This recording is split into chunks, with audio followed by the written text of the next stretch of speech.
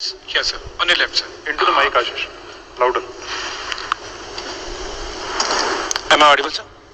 Sir नमस्ते, Ashish Singh from TV9।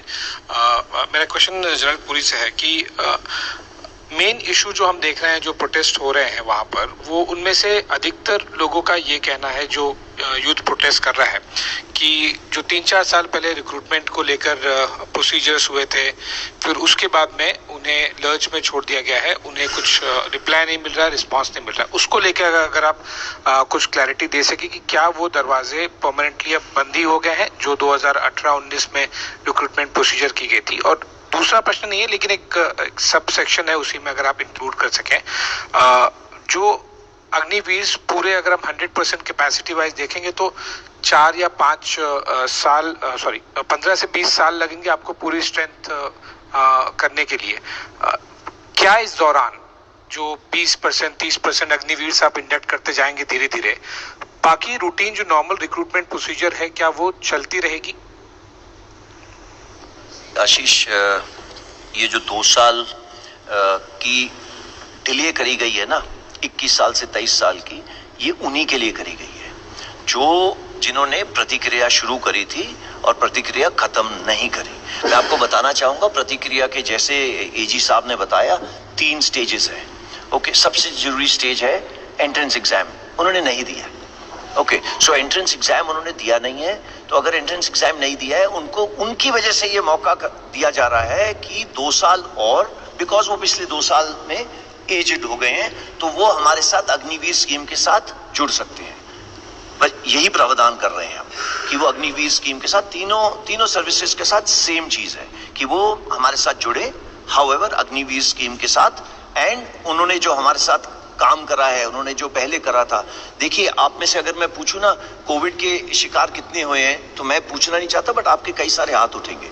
उस Covid की वजह से क्या आपकी शरीर में नुकसान पहुंचा है, हमें नहीं पता। हमने 1.25 साल से तो किसी को देखा भी नहीं है मेडिकली। सो ये सब चिंताएं हमारे पास हैं। आफ्टर ऑल हमको आगे लेके किनको जाना है? फिट पीपल को, डिसिप्लिन पीपल को। डिसिप्लिन तो हम करवा लेंगे, बट फिट तो अपनी अंदर की शक्ति है।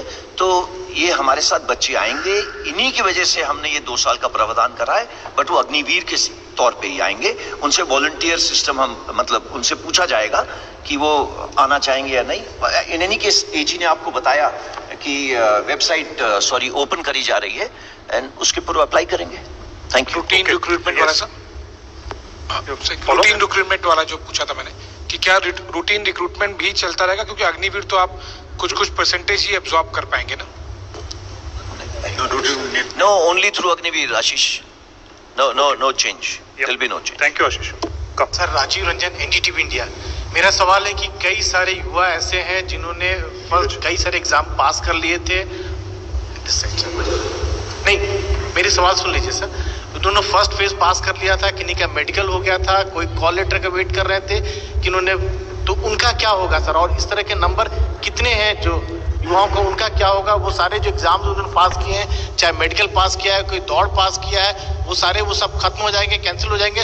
और क्या जो आप कह रहे हैं कि हिंसा की जो बात कर रहे हैं, उनको प्लेस देना पड़ेगा, क्या युवा इसे एक कह सकते हैं कि धमकी के तौर पर लें या अनुशासन कैसे लें इसको, कि आप?